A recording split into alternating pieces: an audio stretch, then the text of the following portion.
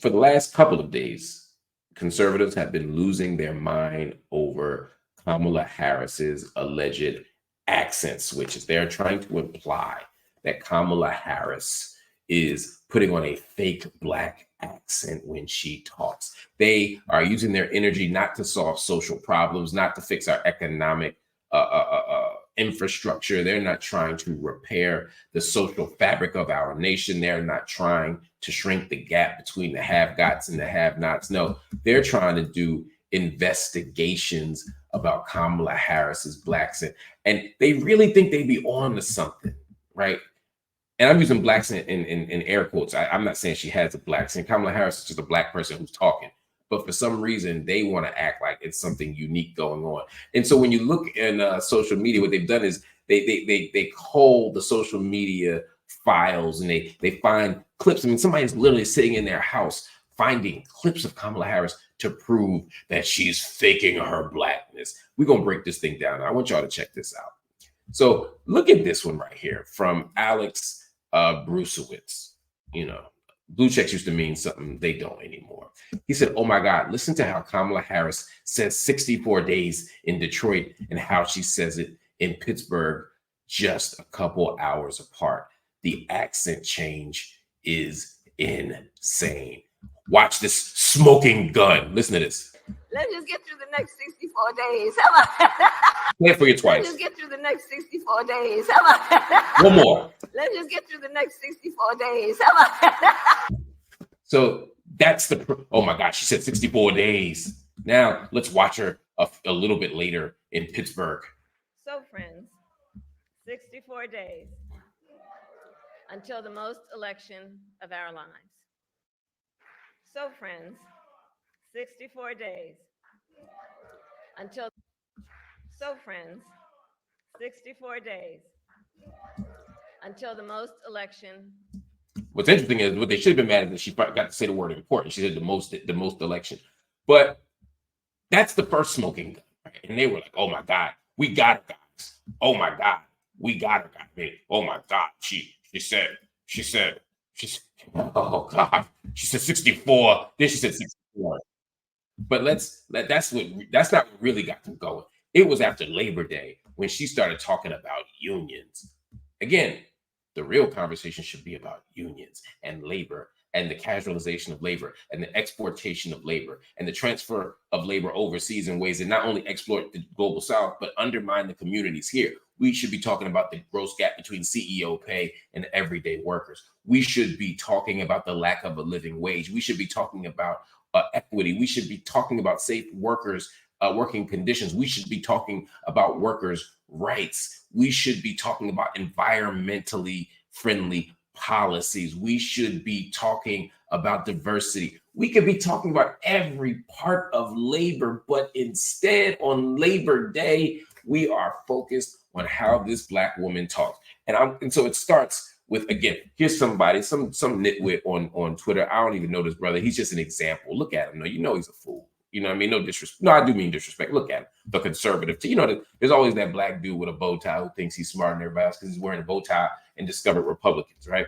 Anyway, so he writes, I mean, God, he looks like he wants to be alone. He said, Kamala Harris gave a masterclass in pandering when she was caught, hear the language, caught changing her accent for Black audiences, delivering the exact same line with a Southern Black accent in Detroit, and then switching back to her regular accent just a few hours later in Pittsburgh. So there's also this Southern Black accent. Like he put a pin in that Southern Black accent. We're going to come back to that in a minute. All right. Here's her, and this is their clip, not mine. Here's her in union member for the 5-day work week. You better thank a union member for sick leave. You better thank a union member for paid leave. You better thank a union member for vacation time. 5 hours later. Thank unions for sick leave. Thank unions for paid family leave. Thank unions for your vacation time. You gotta pay. So that's the conservative take. I guess I have to say courtesy of them. Thank you for that garbage shit you gave us. So it's an interesting thing. And I'm going to go a step further because the conservatives were going losing their minds about this. Oh my God. Not just to certain white people in general. Oh my God. We caught her, guys. We got her. That's a smoking gun. Donald Trump's caught on tape saying he's going to grab women by the vagina, right? Ronald Reagan at Iran-Contra. But somehow the smoking gun here is Kamala Harris talking to black people different than she talks to white people. Oh my God, she's caught. And it got so bad. Just so you know, I'm not exaggerating here, or you think that I am just overstating or overestimating what social media is doing. This got all the way to the mecca of conservative media.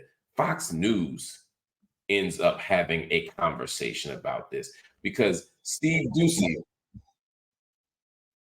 I don't know if y'all know, Peter Ducey. These people, by the way, hate privilege. They hate access that's unmerited. They hate what do you call them? Giveaways and hand-me-downs and handouts. But this person who's about to talk to the White House press secretary is Peter Ducey, the son of Steve Ducey, who's a longtime Fox News host of Fox and Friends. And now his son is there completely by merit, of course. Completely by merit. Listen to what Ducey asked her. A different topic.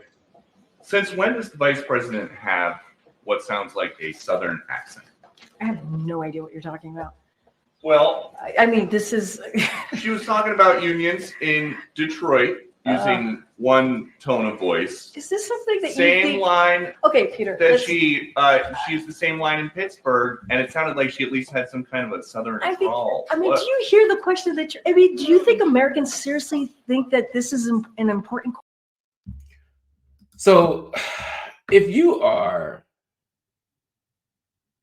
so a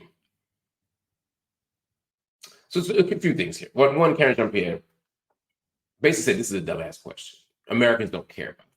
I would have done something different, but that's why she's the White House press secretary and I'm not. I would have dragged him on this, like explained to him how profoundly racist the question was and ridiculous the question was. But she simply said, look, Americans don't care about this. And that's cool. That might be enough. That might be enough. I don't know where that came from. Someone put that up there. I didn't put that up there, Rolando. Shame on you, Rolando. Don't say that about Ducey. Anyway, let's talk about this. So, first of all, you notice they all keep saying Southern accent. There was nothing Southern about what she was saying. I'm going to take a step back. Right? All of this is a form of attacking, again, the authenticity of Kamala Harris. The campaign insiders for Donald Trump have effectively said, we can't get America to like Donald Trump more. If you like him, you like him. If you don't, you really don't. And people who don't like him aren't going to be converted. The only way we can win this election at this point is to get people to like Kamala Harris less. And so they're sending out the attack dogs, the racial attack dogs, the gender attack dogs, not even policy attack dogs. I mean, again, like there's plenty of reasons to be critical of Kamala Harris. This is just a dumb one. If you criticizing her on Gaza, sure. You criticizing her on labor, fine. What's your critique? You criticizing her on criminal justice, fine. Break it down for us. But her accent, first of all, it's not an accent. There's a long history of what we call code switching. Code switching has now become almost pejorative, but code switching speaks to the way that Black people within various social contexts literally use different linguistic registers. We literally invoke different linguistic codes. We speak African American vernacular English in some form or fashion, or we speak the King's English to the Queen's taste. We speak formal English. African American vernacular English is not uniform or universal. It shifts from region to region, but the studies have shown that African American vernacular English has a relative thoroughness and consistency across time and space, meaning that if I'm in the South, if I'm in the North, there are certain things that are part and parcel with being a speaker of AAVE, African American Vernacular English. For example, something known as the zero copula,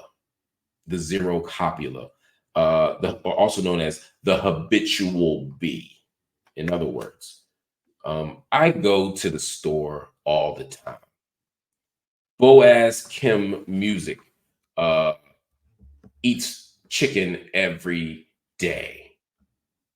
All right. Or, I be going to the store. I be, Boaz be eating chicken every day. Right. The habitual be, I go, I be going. The habitual be, known as the zero copula. That is a function of African American speech. When I am on air at Al Jazeera, I will never say, I'll be hosting every day. I'll be hosting every week. Make sure you come back. We'll see you next week. Or I'll see y'all next week. But I might say that on my YouTube show. Why? Because I'm speaking to different audiences. But the idea that it's something inauthentic, then they say the Southern drawl. They use the same thing against Hillary Clinton. Now, with Hillary Clinton, again, you got to ask yourself, how much of it is fake? How much of it is real? They're from Arkansas. Again, I am not a Clinton fan. Hillary Clinton is as fraudulent as a $3 bill. Hillary Clinton lies like she breathes. Hillary Clinton is not my person, but she is from the South. And yes, and if you watch old Hillary Clinton videos from 30 years ago, or even when she first entered the White House, they had thick Southern accents. And over time, you begin to put on different accents, or you speak differently when you're around different people. But Kamala Harris ain't from the South. She's from the Bay. She's from California. Now, if you understand California and the California linguistic register, you understand that people in California, many Black people, they come from the South and migrated. Right after during the Great Migration. That's why they talk about the Calabama accent. Listen to Snoop Dogg. When Snoop Dogg is rapping, you hear something Southern in it. Why? When you listen to Too Short, I go on and on. Right? There's a Southern thing underneath that. Right? But beyond that, what you heard in Kamala Harris was a repetition of phrases. What you heard was a dragging of sentences. What you heard was what we call Black homiletics. It's a classroom. Let's break this shit down, right? This is an effect of the Black homiletical tradition. Homiletics is what? The art of preaching. The art of preaching. She was talking like a preacher. That's what Hillary Clinton was trying to do in that Southern church in Selma. She did a bad job. Hillary sounds crazy. I ain't in no ways tired. Don't shut up, Hillary. But Kamala Harris is a Black person doing that. So we have to understand that Black people speak differently to different people.